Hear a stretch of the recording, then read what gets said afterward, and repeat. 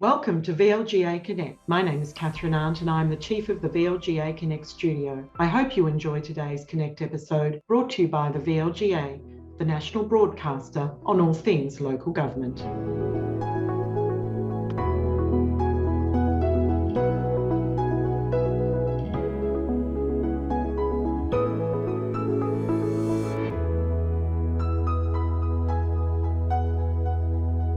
Hi everyone, welcome to VLGA Connect. It's time for the weekly governance update, which is brought to you by our sponsor Hunt and Hunt Lawyers, because we need a sponsor to make sure we can get Steve Cooper into the studio with all the trappings that he's used to and deserves. Hello, Steve.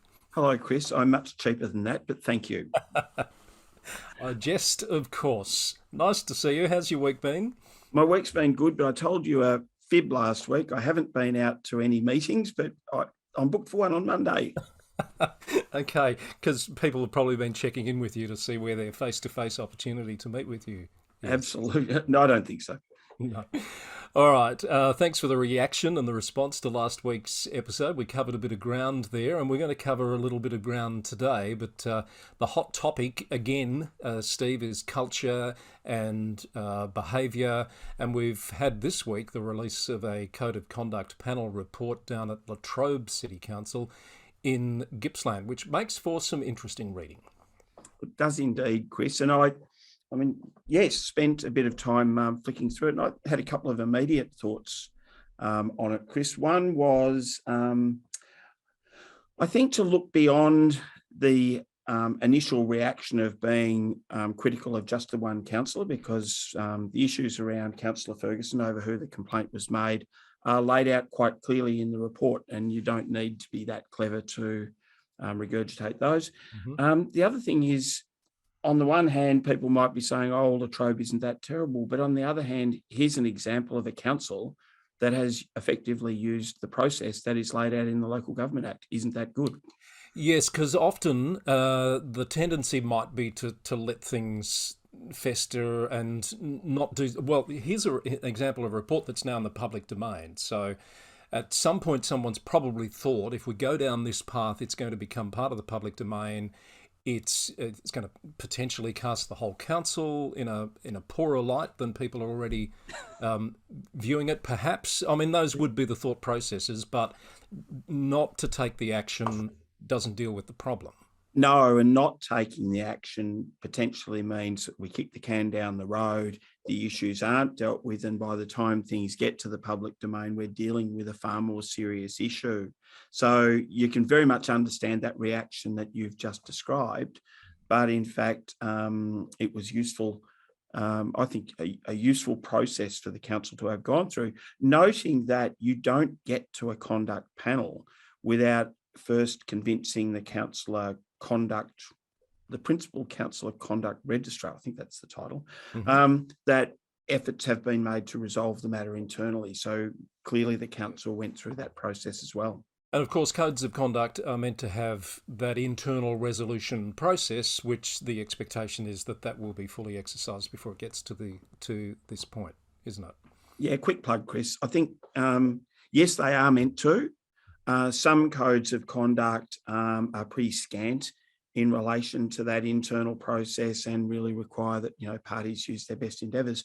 And we've talked before about the fact that if a council is going back and reviewing its code of conduct, one of the things that it could do is look to how to support councillors to best deal with issues internally, including just having better, skills and tactics around dispute resolution. So we don't particularly want to unpack the specifics of this issue. We're highlighting the process and perhaps some learnings and observations. For those who aren't aware, the complaint was brought by 4 councillors against 1 councillor, was alleging behaviour that was not in keeping with the Code of Conduct, relating to, I think, 3 incidents in around July and August of last year. The ABC's picked up on this, particularly the angle that one of the senior members of staff resigned as a direct result of the alleged behaviour, which is a bit of a salacious angle, but that's there as well, and that is spelled out in the report as well. What particular observations do you make about this, Steve, that you think would be useful for others to take note of? I think it was almost a beacon Chris, the fact that a highly respected general manager resigned from the organisation on a point of principle, if you like, that that person was unable to be satisfied that they could support a safe working environment. So that's pretty serious in this particular case. I think the takeaway for other councils, though, is that right through the attraction and retention of talent, which is a big topic because local government, we're a people business, there might be times where the conduct and culture in an organisation actually is a reason for good people not to arrive in the first place or to leave earlier or be less productive than they otherwise should. And it, I think it just sends a general signal that culture is really important. In this case, the GM didn't feel safe and didn't feel that her staff could be safe. And there's a real, not the only case, obviously, happening in the sector at the moment, where I think CEOs in particular are being challenged by this responsibility to protect staff, taking that workplace safety responsibility as seriously as they possibly can, while at the same time the complexities of the council or staff relationship are overlaid over the top of it. And it's sort of threaded between the lines in this report, Chris. I don't think power is mentioned, but the complexities of power within a council organisation are in some ways laid bare by this report, because it also talks indirectly around frustrations for councillors when they're not getting the answers that they need, and how councillors should perhaps pursue issues that they might be frustrated about. It also goes to how we have interactions when perhaps we are frustrated. So, Steve, just to complete the picture, the original complaint, I think, was seeking a finding of serious misconduct, which has its own threshold. The panel found that it was at the level of misconduct, which is a lower threshold, obviously, have directed the councillor to apologise, but also to undertake training around the roles and responsibilities of a councillor. And again, this is not the first time we've heard from within and around the sector that perhaps councillors need more assistance in understanding the roles and responsibilities that they've taken on. Absolutely. A few takeaways out of that, Chris. You're quite right. And the report goes into quite a few occasions where the interactions between Councillor Ferguson and the staff or other councillors was described in various ways that might be categorised as robust or unreasonable, but fell short of bullying. And I can only presume because they weren't repeated, which might have been one of the triggers to kick that over to a serious misconduct. I think it's also worth saying that the councillor, in her appearances before the panel, showed a level of remorse and seeking further understanding, I think, which is to Councillor Ferguson's great credit. And the panel certainly noticed that. Chris, a couple of other things, though, I think are really worth pointing out. And these are a bit random, but I think they go to the kind of cultural issues that, again, not necessarily pointing to Latrobe, but are useful kind of takeaways for other organisations trying to unpack that. There was an interesting exchange with one of the other councillors in regard to an issue that occurred at a councillor briefing. So this panel investigated two of the three issues that you described. No one would come forward in regard to the third issue from a committee meeting, but related to a briefing and a councillor meeting. One of the councillors, in regard to the exchange at the briefing, said, it was effectively said it was robust, but I've been in briefings where it's been far worse. Right. And that would sort of raise an immediate alarm bell, I think, not only for Latrobe, but for any council. Are the interactions at your briefings respectful? Yeah. Because indeed they should be. And Chris, I know we've spoken about it, but the other issue that emerged was a definite note that the issue that occurred at the council meeting could have been headed off had the mayor responded to a point of order that was raised, or had councillors been alert to the seriousness of the words that were being spoken and taken action to head it off. So in some ways it was entirely avoidable. We should make the note, correct me if I'm wrong, that the mayor at the time is not the mayor of now. I should have actually, you're quite right, Chris, I should have said the then mayor. Yes. Quite correct. Quite correct, because these issues happened in about August last year. Chris, one other point that is worth raising is that the councillor concerned, Councillor Ferguson, had some concerns about the administration of council funds and resources, and it would appear that allegations regarding staff were made and a threat was made to take these matters, a quite public threat was made to take these matters to ICAC. Now, it's really important that sometimes, especially when people are frustrated, or people may well have legitimate concerns of impropriety, and those concerns should be raised. I would always say if someone's got a complaint to make to ICAC, then make it to ICAC.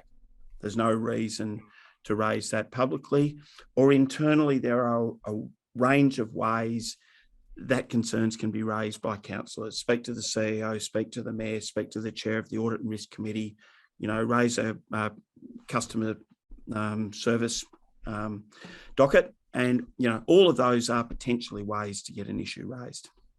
Steve, did I note that some of the recordings that relate to these particular incidents have been redacted? I'm assuming that's a deliberate redaction? Yeah, quite rightly, Chris. Well, no, you are quite right. I've got to say that's an issue that caused me an incredible amount of turmoil, because when we think about unethical behaviour, one of the issues that sometimes is forgotten is other people are affected by that behaviour. Mm. And if you think about it, you have a group of council staff whose responsibility is to post a recording of the council meeting on the website and to be transparent in that. Now, those people have been in a situation where they've listened to the recording and the legal advice received is that there is defamatory material. So you've got the officers making a call around, should we just post and be damned? Or if we post the defamatory material, A, people will be hurt, and B, the organisation's at risk. They fell on the side of the latter. But again, for a group of councillors, I think it's really worth considering the implications of all of that and a situation to be avoided. Yeah, look, an important judgment call, and I'm sure the right call. It bears reminding, some councillors I've heard in the distant past thought they had some sort of parliamentary privilege in the chamber. That, of course, is not the case, as we've seen in Western Australia this week, where an MP's revealed some confidential information about a council over there, the Kalgoorlie Boulder. That's a whole nother story if you want to go down that rabbit hole. But councillors don't have any parliamentary privilege as such. I would be relying probably on Tony Rounick and the team at Hunt and Hunt to provide a more complete description than me, Chris. But my understanding is that councillors are afforded what's known as a limited privilege, in the sense that if a matter is demonstrably in the public interest and it's reasonable and not malicious, maybe you've got a bit of leeway, but I wouldn't want to be relying on it. No. All right. We'll leave that one there. There's plenty of material in the public domain if you want to find out more about that particular case that's happened at Latrobe, and it's quite instructive if you're interested in such processes. And indeed, Chris, and on a related matter, you may well have seen a bulletin from Local Government Victoria this week noting the extension of the temporary arrangements for remote meetings and the posting of recording of meetings up until September, and then that they'll be made permanent after that. Sensible outcome. So you'll have the best of both worlds going forward to allow meetings to happen in the most efficient way possible, while also in the most safe way possible. Oh, absolutely, Chris. And LGV will be posting some resource material on the website. Now, Steve, I did see that notice, and I noticed the name at the bottom, the Executive Director, was Sarah Harbich. So that's something we haven't commented on as yet. No. So we mentioned a few weeks ago that Julie Reid was finishing up as Executive Director, and we wish Julie well. But also congratulations to Sarah, who is known to many people in local government through regional and metropolitan partnerships, through work on the Aboriginal local government strategy and other elements of her storied career. So good luck to Sarah. Absolutely. I've had some dealings myself, all very positive. So well done to you, Sarah, and good luck in that role. Steve, last week on the program, you mentioned in passing, it was almost a throwaway comment, about a cross-border alliance that had been formed up in the north of the state between 4 councils. Do you remember saying that? I remember, I think you're quite right, Chris. It was a throwaway comment because at the time I couldn't recall the names of the New South Wales councils. For once, you'd referred to something that I hadn't heard anything about. So I went off to find out more about this MOU between Moira, Indigo, Federation and Berrigan across the border into New South Wales. And who better to tell us a little bit more about it than the Mayor of Moira Shire, Libro, Mustica, who I caught up with earlier in the week for the Local Government News Roundup. Can I ask you about another issue? You've entered into a memorandum of understanding with some of your neighbours, different neighbours in this case, Indigo Shire and across the border into Federation and Berrigan. What's that particular alliance all about? Chris, this is about sharing services. We are one community. As you know, we've only got a river apart between Cobbaruga, Mawala, Yarrawonga. And at the end of the day, a lot of councils are duplicating all their services. We don't need swimming pools every 5 kilometres. We don't need splash parks just around the corner from one. It's about sharing services, sharing skills, and sharing whatever else they need there to simplify the multiplication of these services. We don't need to double up on services from across the river. And I think it's about us bringing our communities together, because it's not going to be done at a state level. So in Moira, we've been talking about this for years, that we need to have a greater understanding with our connecting councils. And this is the initial stages, but I'm pretty sure, Chris, that in 3 or 4 or 5 years, we'll get much better at it, understanding each other and working together a lot more. Has COVID, given that there were some specific cross-border issues around COVID restriction differences in the two states, has that served to, in a way, bring you closer together? Well, it has, but we all understood when they shut the borders down, the difficulty of a cross-border. It was incredible that you couldn't workers from Baruga couldn't come to work to Cobram. They were locked up. I mean, this is what we've been trying to understand, that they need to make us one community. They can't lock us up, and that's what's happened. This border COVID that really shut us all up, it made it extremely hard. I mean, I employ from both sides of the border, and I understand the difficulty. You had to get permits to get from Baruga to Cobram. That was ridiculous. And that's what we worked out, that the state government from either side can't help us. We as councils need to come on board to assist each other to actually simplify this process of difficulty.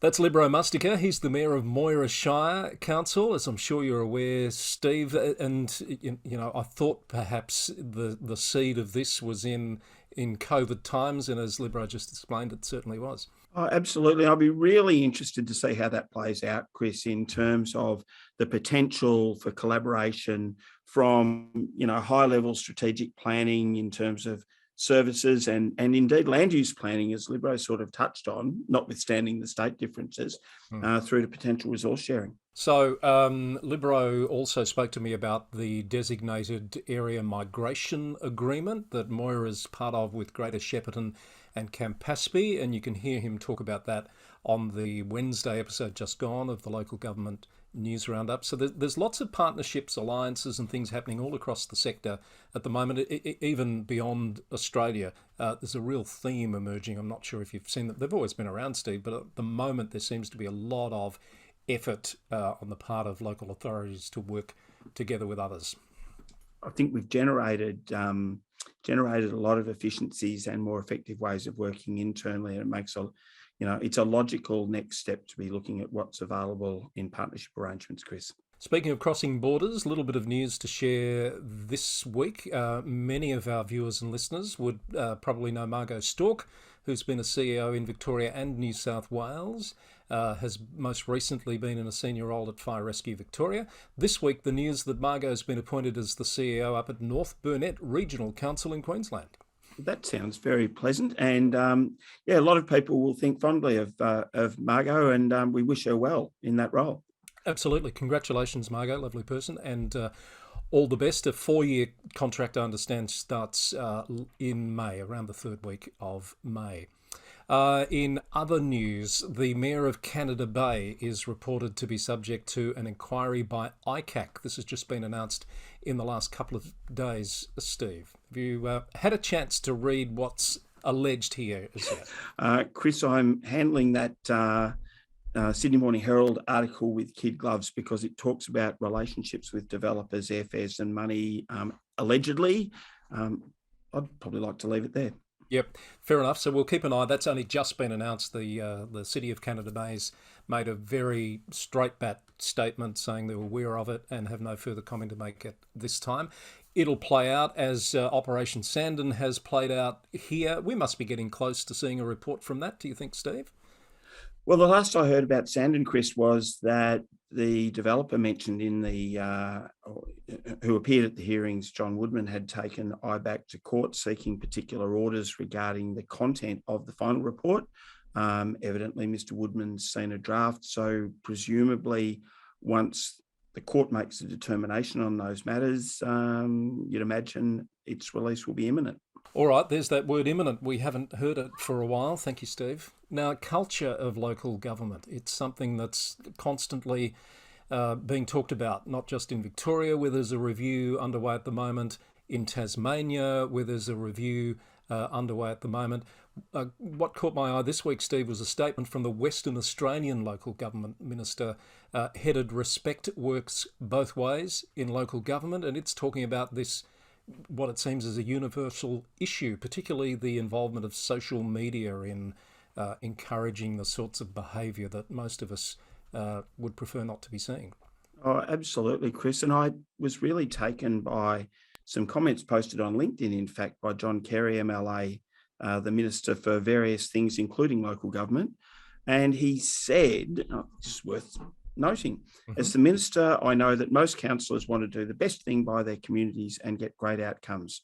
You might disagree with their decisions or particular approaches to issues, but ultimately it is a democratically elected local government, and you have a choice every, he said 2, but we would say 4 years to vote in the direction you believe the council should be heading. I'm genuinely concerned by growing reports of personal attacks, bullying, or just generally aggressive behaviour, particularly online or in Facebook groups. So Whack. One thing that I wondered about that, and that's a good piece to quote, Steve, is this suggestion that there's growing reports. Is that what's happening now? Is it that people are just reaching a point where they're exposing this sort of behaviour, or is it the behaviour itself that is increasing? We would need, and in fact, again, I'll just give a nod to Dr. Andrea Carson and Professor Leah Rapana, who are doing from Latrobe and Melbourne universities in particular, who are doing some ARC-funded research with which VLGA is a partner. I think if you asked Andrea and Leah, they would say that it's not just the reports, but the question would be, where's the data? Yeah. My tendency is to think it is becoming more prevalent. Minister Carey goes on to say that he's seeing a few ratepayers claiming to speak for the majority, working to grind some councils down through ongoing vexatious behaviour, repeated and trivial complaints and ongoing personal attacks in social media. I reckon that paragraph will resonate with a lot of people listening to us right now as well. Oh, absolutely, Chris. And there is this sort of risk that there's a cohort out there that think if you say something often enough that it must be true. And issues where there's no evidence get traction. And it sort of goes back to the point I was raising. If you've got an allegation, then make it formally, but just throwing slurs around and saying them often enough to get ahead of steam, I just think doesn't do, civil and public discourse any good.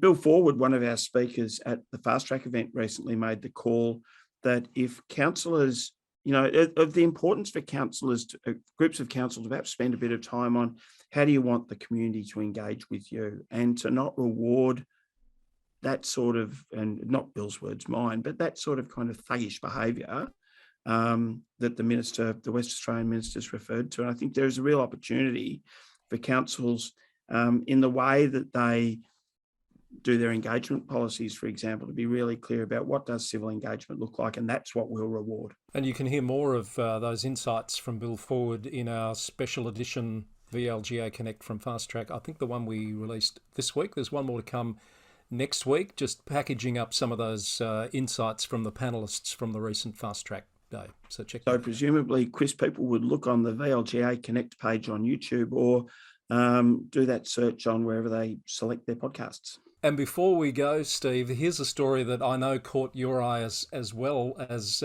mine about this artwork, shall we call it? Here's a picture of it.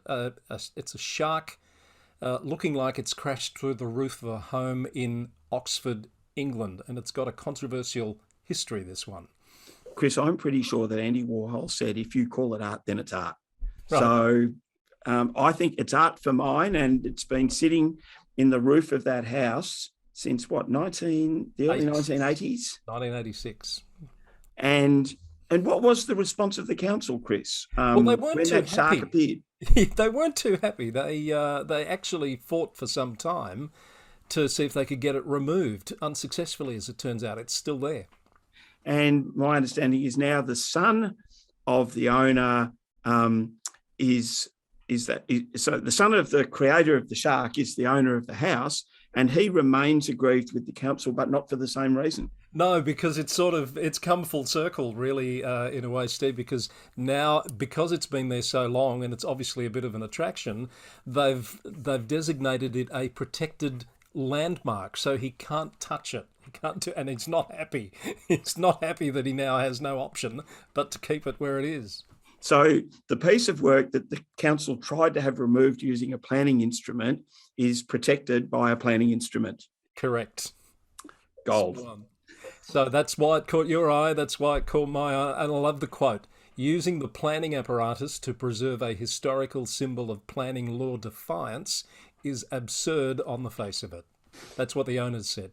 I'll leave it there, Chris. All right, that is a good note to end on. Link in the show notes if you don't believe us or would like to have a look for yourself at that one. Steve, thanks as always. We'll catch up again next week on the Governance Update. Thanks, Chris. Good to talk. Thank you, Steve. All that's left for me to say is thank you to our sponsors, Hunt & Hunt Lawyers, and thank you to you for watching and listening, and we'll see you next week.